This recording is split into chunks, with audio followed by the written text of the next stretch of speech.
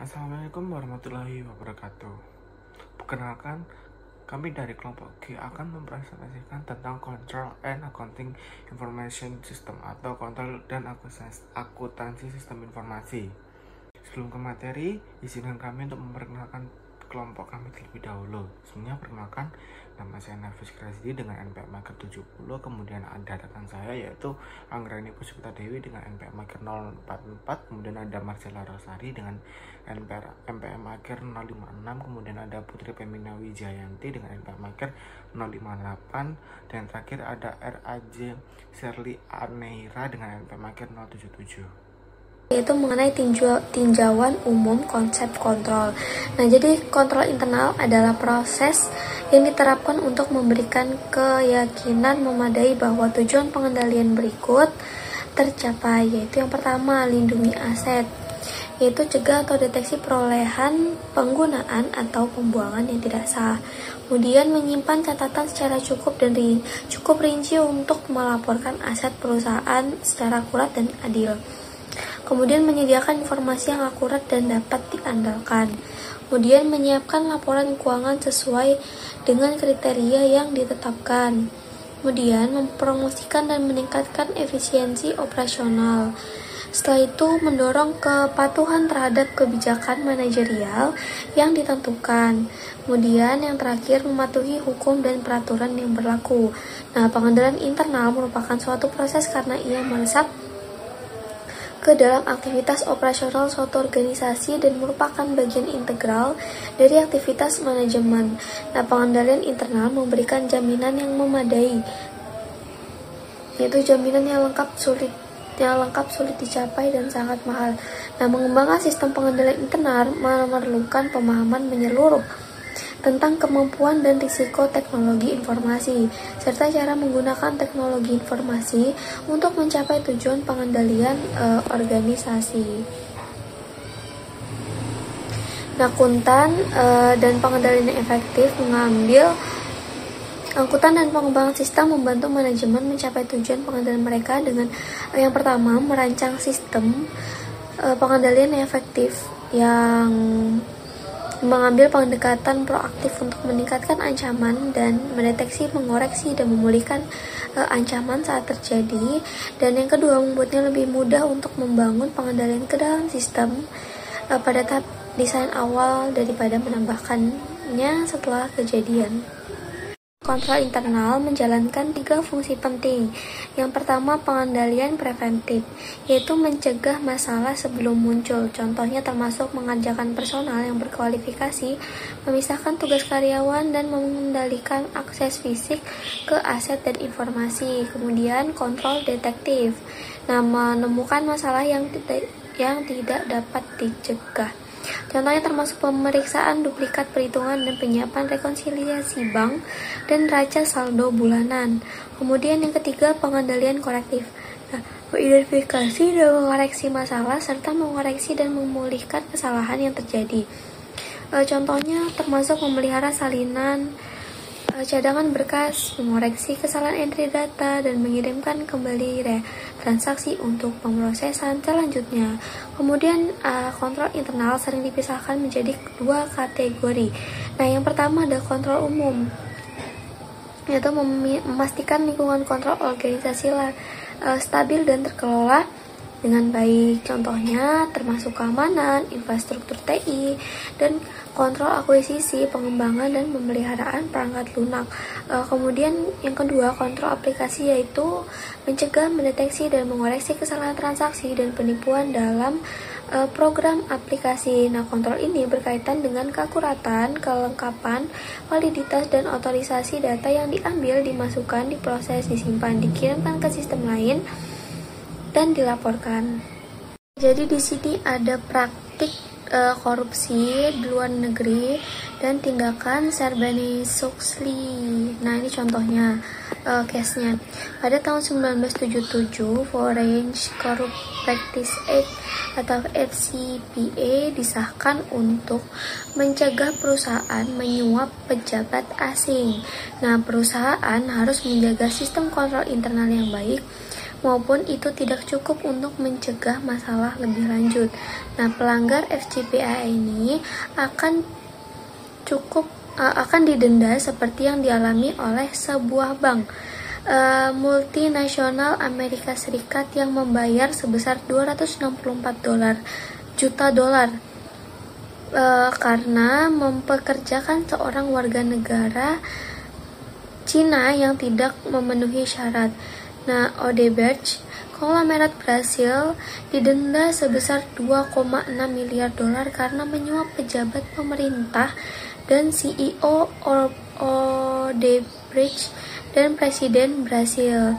Nah, SOX Undang-Undang tahun 2022 melindungi para investor.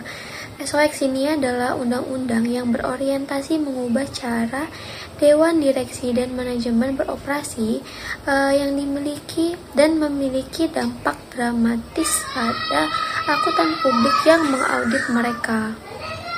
Aspek terpenting dari SOX ini yaitu yang pertama, Dewan Pengawas Akuntansi Perusahaan Publik PCAOB.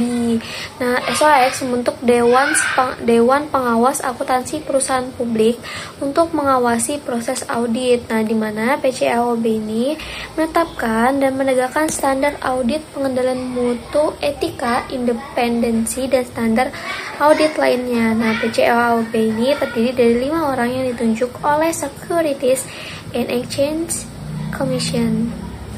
Selanjutnya yaitu aturan baru untuk auditor. Auditor harus melaporkan informasi tertentu kepada perusahaan komite audit seperti kebijakan dan praktik akuntansi yang penting. Nah, SOX melarang auditor melakukan layanan non-audit tertentu seperti desain dan implementasi sistem informasi. Nah, perusahaan audit tidak dapat memberikan layanan kepada perusahaan jika manajemen puncak dipekerjakan oleh perusahaan audit dan menangani audit perusahaan dalam 12 bulan sebelumnya. Kemudian peran baru untuk komite audit. Nah, anggota komite audit harus menjadi anggota dewan direksi perusahaan dan independen dari perusahaan. Salah satu anggota komite audit harus merupakan ahli keuangan. Kemudian selanjutnya yaitu aturan baru untuk manajemen, di mana SOX mengharuskan CEO dan CFO untuk menyatakan bahwa yang pertama, laporan keuangan dan penangkapan disajikan secara wajar, telah ditinjau oleh manajemen dan tidak menyesatkan. Kemudian yang kedua, auditor telah diberitahu bahwa semua kelemahan pengendalian internal dan penipuan material. Nah, jika manajemen secara sadar melanggar aturan ini, maka mereka dapat dituntut dan didenda. Kemudian persyaratan pengendalian internal baru. Nah, pasal 404 mengharuskan perusahaan untuk menerbitkan laporan yang menyertai laporan keuangan yang menyatakan bahwa manajemen bertanggung jawab untuk membangun dan memelihara sistem pengendalian internal yang memadai. Laporan tersebut harus berisi penilaian manajemen terhadap pengendalian internal perusahaan, membuktikan keakuratannya dan melaporkan kelemahan signifikan atau ketidakpatuhan material.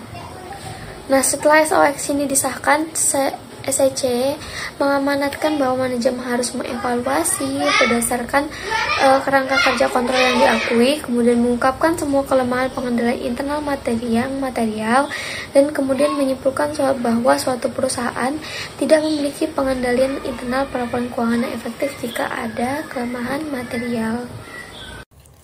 Nah, materi berikutnya ada kerangka kontrol yang terdiri dari yang pertama itu ada kerangka COBIT.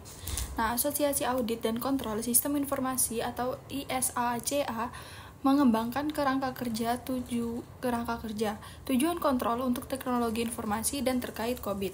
Nah, COBIT mengkonsolidasikan standar kontrol dari berbagai sumber ke dalam satu kerangka kerja yang memungkinkan. Nah, yang pertama ada manajemen untuk mengukur praktik keamanan dan kontrol lingkungan IT. Yang kedua ada pengguna untuk diyakinkan bahwa keamanan dan kontrol IT yang memadai ada. Dan yang terakhir, auditor untuk membuktikan pendapat kontrol internal mereka dan untuk memberi saran tentang masalah keamanan dan kontrol IT. Nah, selanjutnya ada kerangka kerja COVID 2019 menjelaskan praktik terbaik untuk tata kelola dan manajemen IT yang efektif. COVID 2019 ini didasarkan pada 5 prinsip utama gubernur dan manajemen IT berikut. Nah, prinsip-prinsip ini membantu organisasi membangun kerangka kerja tata kelola dan manajemen yang efektif yang melindungi investasi, pemangku kepentingan, dan menghasilkan sistem informasi terbaik yang mungkin. Nah, yang pertama ada memenuhi kebutuhan pemangku kepentingan. Nah, ini membantu pengguna menyesuaikan proses bisnis dan proses untuk membuat sistem informasi yang menambah nilai bagi pemangku kepentingannya. Nah, ini juga memungkinkan perusahaan untuk menciptakan keseimbangan yang tepat antara resiko dan imbalan. Nah, yang kedua, meliputi perusahaan ujung ke ujung. Nah, ini tidak hanya berfokus pada operasi IT, tetapi juga menggabungkan semua fungsi dan proses IT ke dalam fungsi dan proses di seluruh perusahaan. Nah, selanjutnya ada menerapkan kerangka kerja tunggal yang terintegrasi.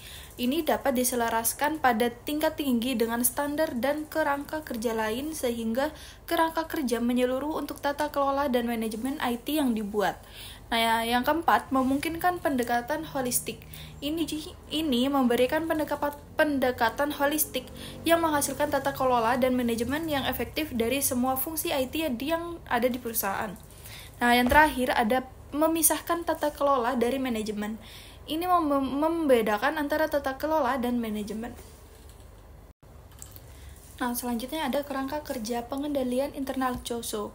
Nah, Komite Organisasi Sponsor atau COSO terdiri dari American Accounting Association atau AIPA, Institute of Internal Auditors, Institute of Management Accountants, dan Financial Executive Institute. Pada tahun 1992, COSO menerbitkan Internal Control Integrated Framework atau IC yang diterima secara luas sebagai penulis pengendalian internal dan dimasukkan ke dalam kebijakan, aturan, dan peraturan yang digunakan untuk mengendalikan kegiatan bisnis. Pada tahun 2013, kerangka kerja IC ini diperbarui untuk menangani proses bisnis dan kemajuan teknologi saat ini dengan lebih baik. Nah, misalnya pada tahun 1992, sangat sedikit bisnis yang menggunakan internet, mengirim email, atau menyimpan data mereka di cloud.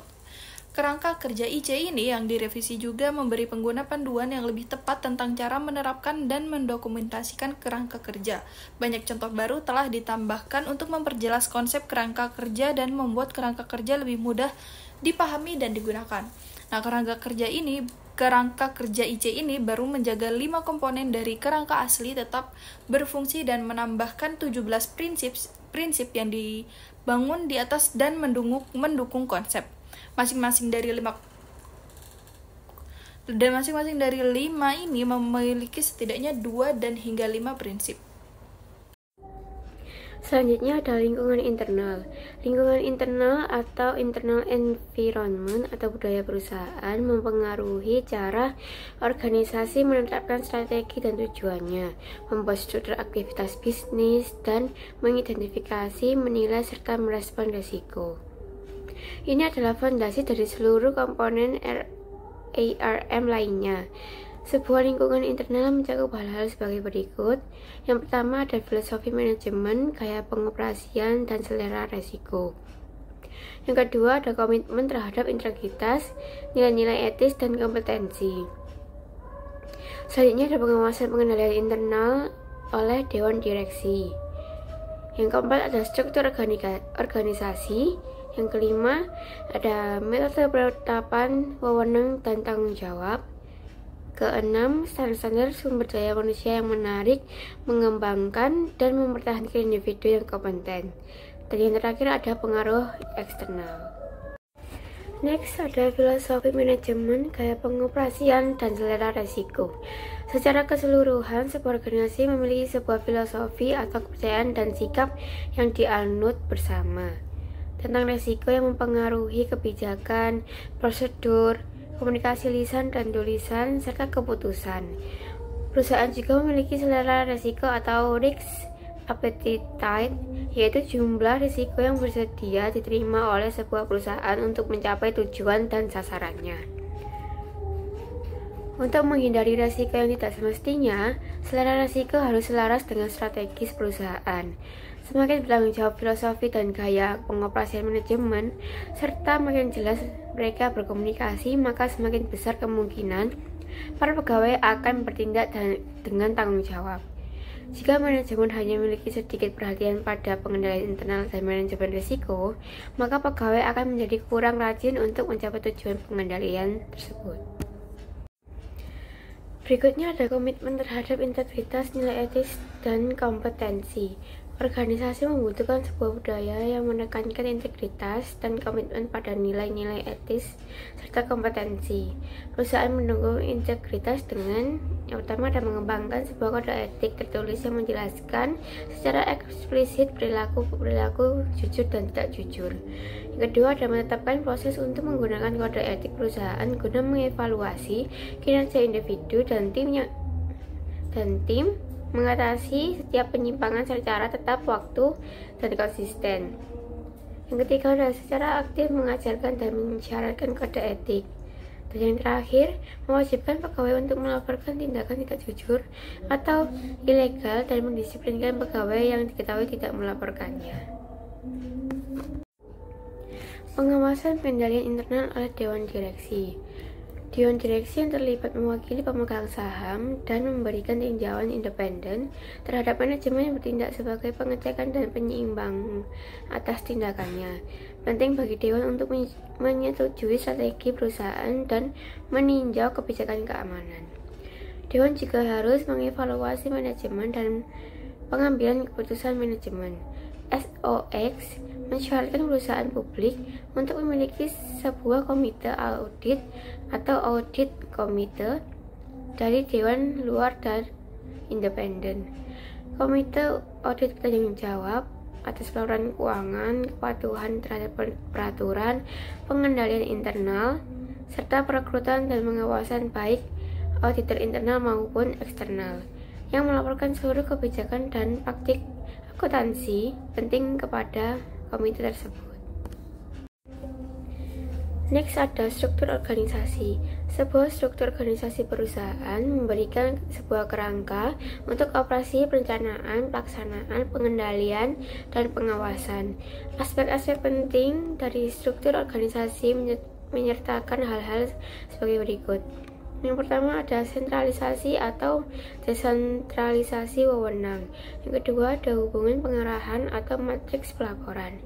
Yang ketiga ada organisasi berdasarkan industri, lini produk, lokasi atau jaringan pemasaran. Yang keempat ada bagaimana alokasi tanggung jawab mempengaruhi ketentuan informasi. 5. Organisasi dan garis wewenang untuk akuntansi, pengauditan, dan fungsi sistem informasi. Yang kelima ada ukuran dan jenis aktivitas perusahaan. Berikutnya ada metode penetapan wewenang dan tanggung jawab.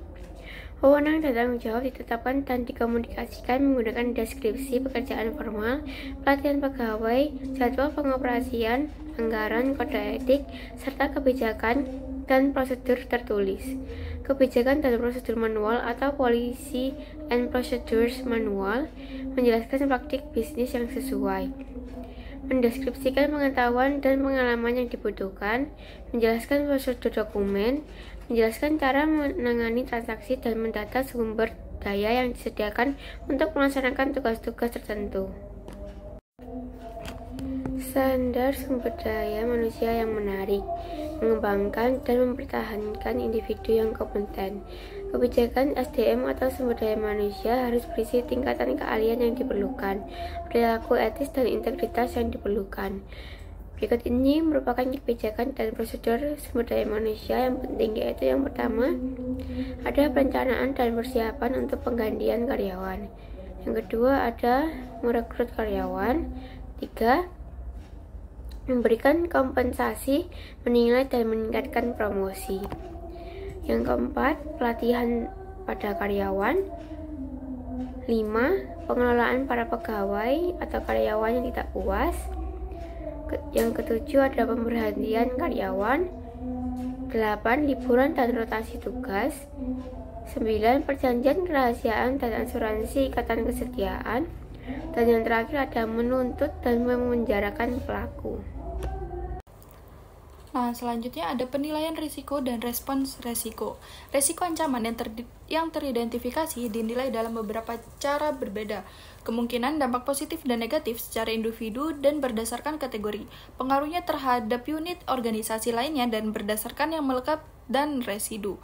Risiko yang melekat adalah kerentanan serangkaian akun atau transaksi terhadap masalah kontrol yang signifikan tanpa adanya kontrol internal. Risiko residu ini adalah risiko yang tersisa setelah manajemen menerapkan pengendalian internal atau respons lain terhadap risiko. Perusahaan harus menilai risiko yang melekat, mengembangkan respons, dan kemudian menilai risiko residu. Untuk menyelaraskan risiko yang teridentifikasi dengan toleransi perusahaan terhadap risiko, manajemen harus mengambil pandangan risiko di seluruh entitas. Mereka harus menilai kemungkinan dan dampak risiko, serta biaya dan manfaat dari respons alternatif. Manajemen dapat menanggapi risiko dengan salah satu dari 4 cara, yaitu yang pertama ada mengurangi kemungkinan dan dampak risiko dengan menerapkan sistem pengendalian internal yang efektif.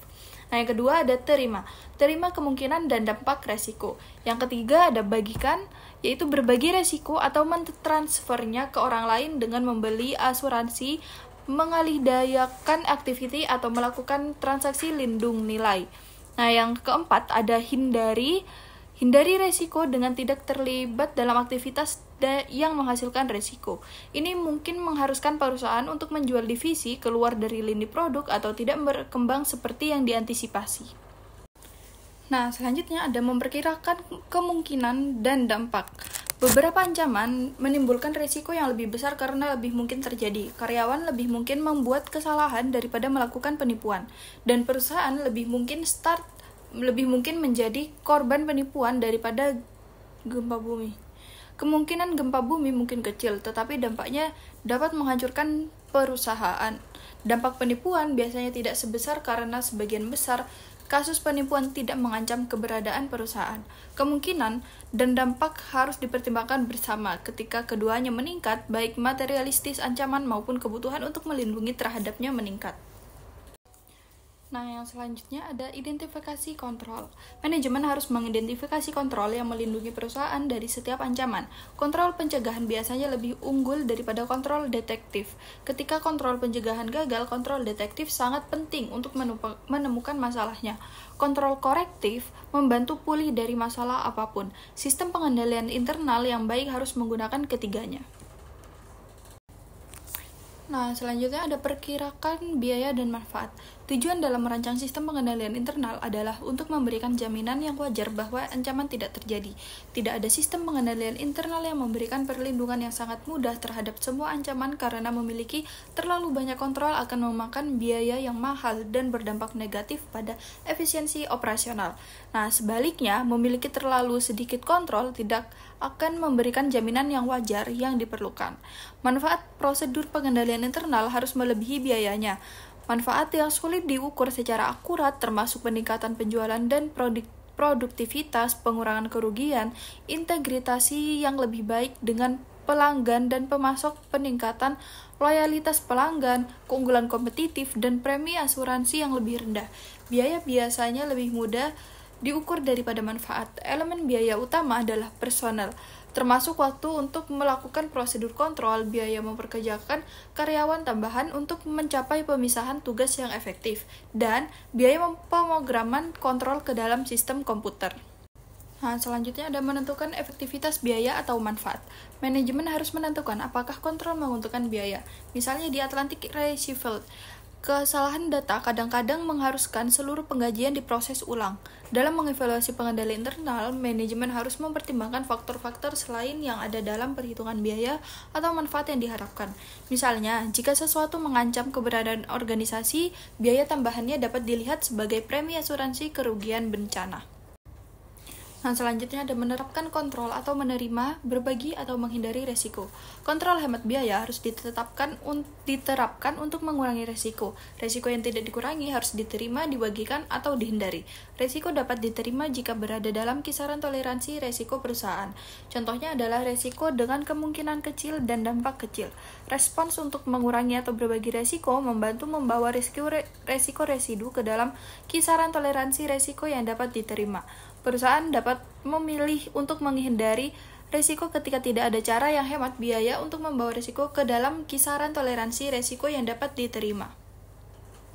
Jadi di sini saya akan membahas tentang aktivitas kontrol. Aktivitas pengendalian adalah kebijakan, prosedur, dan aturan yang memberikan jaminan wajar bahwa tujuan pengendalian terpenuhi dan respon risiko dilaksanakan. Merupakan tanggung jawab manajemen untuk mengembangkan sistem yang aman dan terkendali secara memindai. Manajemen harus memastikan bahwa yang pertama, kontrol dipilih dan dikembangkan untuk membantu mengurangi resiko ke tingkat yang dapat diterima. Yang kedua, kontrol umum yang tepat dipilih dan dikembangkan atas teknologi. Yang ketiga, aktivitas pengendalian dilaksanakan dan diikuti sebagaimana ditetapkan dalam kebijakan dan prosedur perusahaan.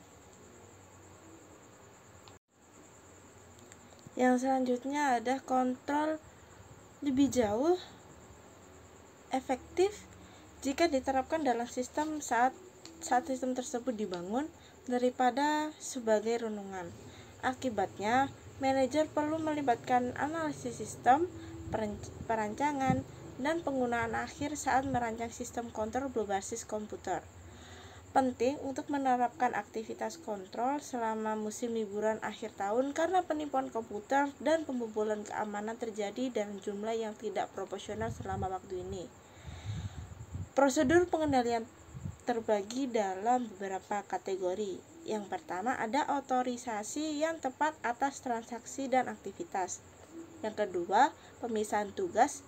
Yang ketiga, kontrol pengembangan dan akuisisi proyek. Dan yang keempat, kontrol manajemen perubahan. Dan yang kelima, desain dan penggunaan dokumen dan catatan. Yang keenam, menjaga keamanan aset, catatan, dan data. Yang terakhir, yang ketujuh, pemeriksaan independen terhadap kinerja. Yang selanjutnya itu ada pemberian otorisasi yang tepat untuk transaksi dan aktivitas. Karena manajemen kekurangan waktu dan sumber daya untuk mengawasi setiap aktivitas dan keputusan perusahaan, mereka menetapkan kebijakan untuk diikuti oleh karyawan dan kemudian memberdayakan mereka. Pemberdayaan ini yang disebut dengan otorisasi. Otorisasi adalah prosedur pengendalian yang penting. Otorisasi seringkali didokumentasikan dengan menandatangani, menganalisasi, atau memasukkan kode otorisasi pada sebuah dokumen atau catatan. Sistem komputer dapat merekam tanda tangan digital, sebuah cara untuk menandatangani dokumen secara elektronik dengan data yang tidak dapat dipalsukan. Yang selanjutnya ada pemisahan tugas. Pengendalian internal yang baik mengharuskan tidak ada satupun karyawan yang diberi tanggung jawab terlalu besar atas transaksi atau proses bisnis. Seorang karyawan tidak boleh berada dalam posisi untuk melakukan dan menyembunyikan penipuan. Pemisahan tugas dibahas dalam dua bagian terpisah. Yang pertama, pemisahan tugas akuntansi dan pemisahan tugas sistem. Nah, di sini kita membahas pertama itu pemisahan tugas akuntansi.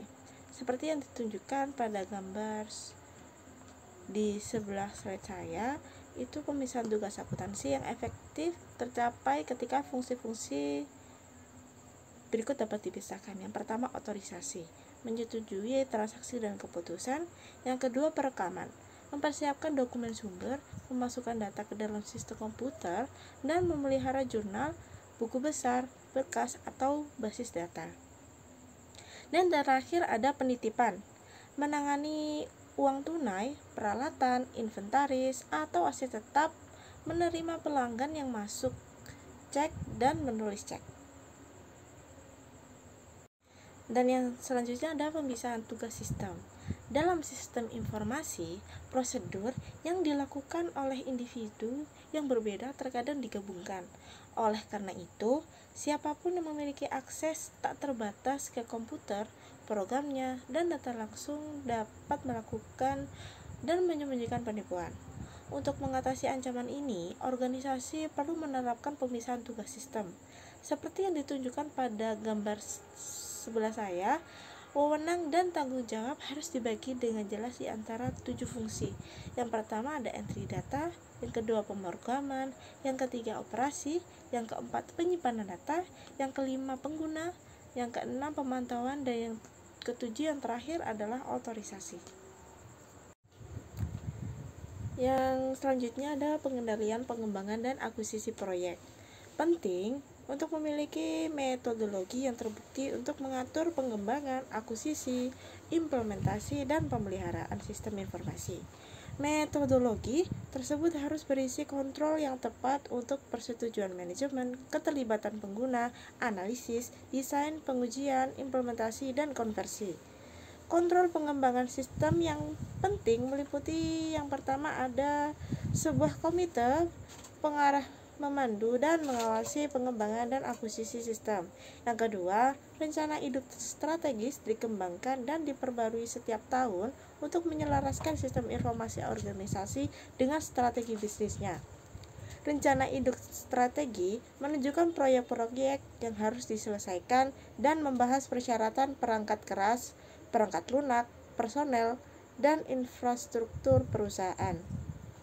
Dan yang ketiga, rencana pengembangan proyek menunjukkan tugas-tugas yang harus dilakukan, siapa yang akan melakukan, biaya proyek, tanggal penyelesaian, dan tonggak-tonggak proyek atau poin-poin penting ketika kemajuan ditinjau dan waktu penyelesaian aktual dan estimasi dibandingkan.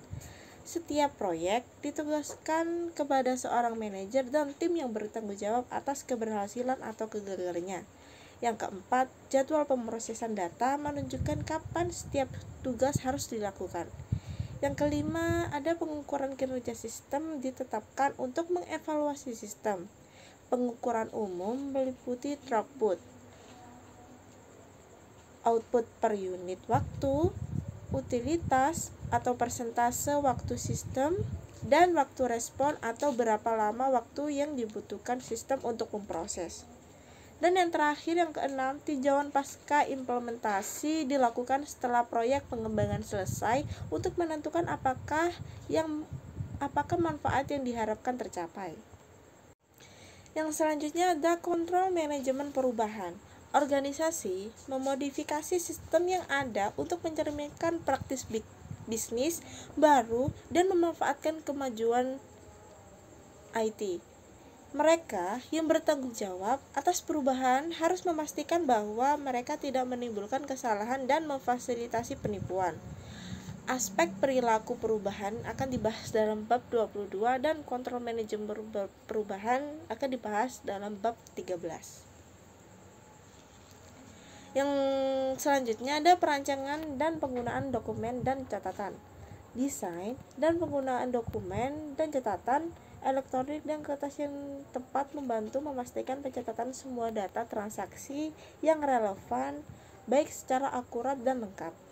Bentuk dan isinya harus sesederhana mungkin, meminimalisir kesalahan, dan memudahkan peninjauan dan verifikasi.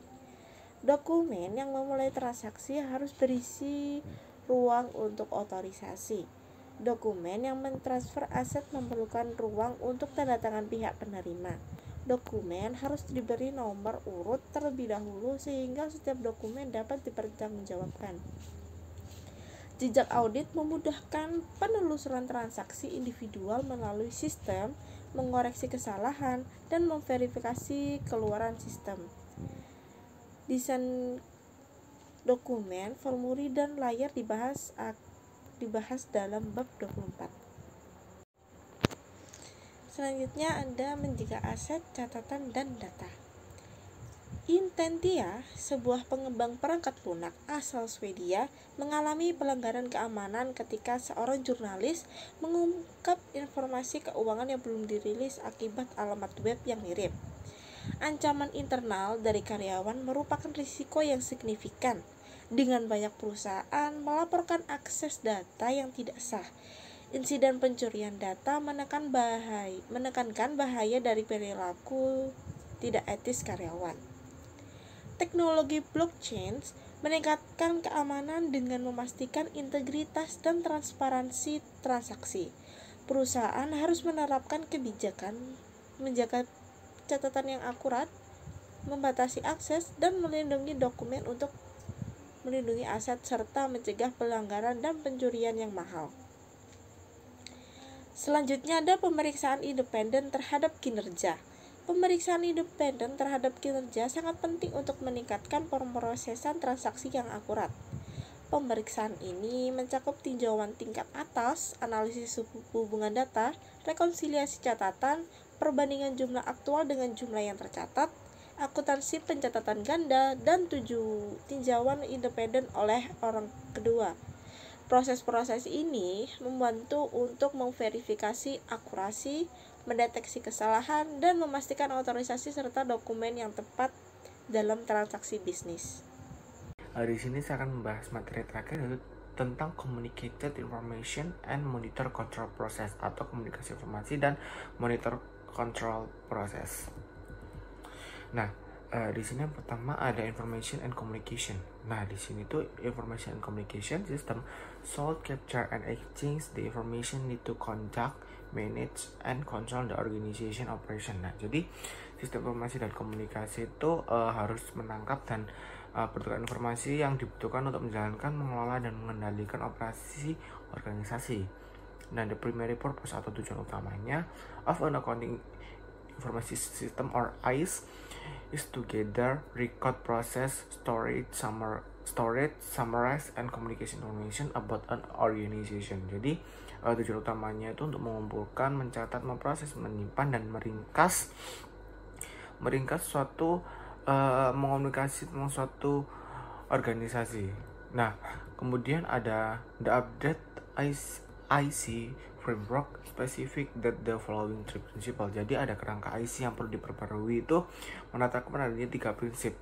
Yang pertama ada obtain or generate relevant and high quality information to support internal control, atau memperoleh dan menghasilkan information relevan dan berkualitas tinggi untuk mendukung suatu pengendalian internal.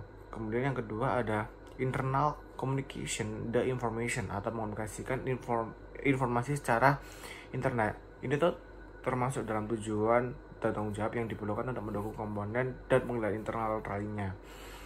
Kemudian yang terakhir ada communication relevant internal control matters all external parties. Nah, di sini mengomunikasikan suatu masalah internal relevannya itu kepada pihak eksternal. Kemudian ada yang kedua yaitu monitoring atau pemantauan. Nah, di sini tuh dalam metode utamanya kinerja ini tuh ada 10 metode utama. Yang pertama adalah perform internal control evaluation atau lakukan evaluasi dan penilaian internal. Nah, di sini tuh perlunya kita mengukur menggunakan evaluasi formal atau penilaian mandiri. Kemudian kedua ada implement effective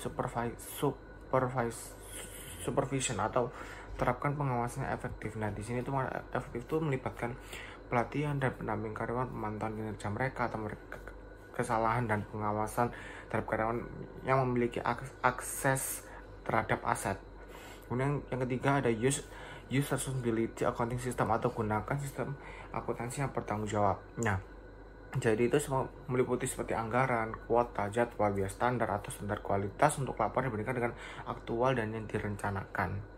Kemudian yang keempat ada monitoring sistem activity atau pemantauan aktivitas sistem. Nah, ini tuh kita tuh perlunya ada menganalisis manajemen risiko dan meninjau kembali tentang langkah-langkah keamanan komputer jaringan, mendeteksi akses ilegal, terus menguji kelemahan kekuatan, kemudian melaporkan kelemahan yang ditemukan dan menyarankan suatu perbaikan.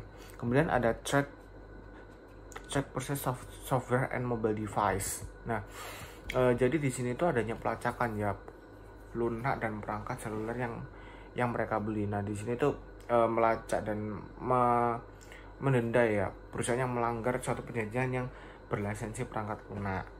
Nah, di sini tuh untuk mematuhi hak cipta biasanya tuh adanya perusahaan itu melakukan suatu audit perangkat lunak, dan audit perangkat lunak itu secara berkala atau bertahap seperti itu. Kemudian adanya ini kita lanjutkan dengan conduct product audit yang ke-6, yaitu atau lakukan audit berkala. Nah, di sini tuh audit berkala itu seperti eksternal, internal, dan jaringan, dan menilai dan memantau risiko serta mendeteksi penipuan dari kesalahan. Saat yang ketujuh ada employ a computer security officer and a chief compliance officer, atau memperkerjakan petugas keamanan komputer dan petugas kepatuhan utama ya. Nah, di sini tuh petugas keamanan komputer tuh bertanggung jawab atas keamanan sistem, terus terlepas dari fungsi sistem informasi, dan melaporkan kepada kepala operasi CEO ya biasanya seperti itu. Dan kemudian itu yang bentuk kepatuhan lainnya itu yang telah menyebabkan banyak perusahaan untuk mendelegasikan semua masalah kepatuhan kepada kepala kepatuhan atau CCO ya.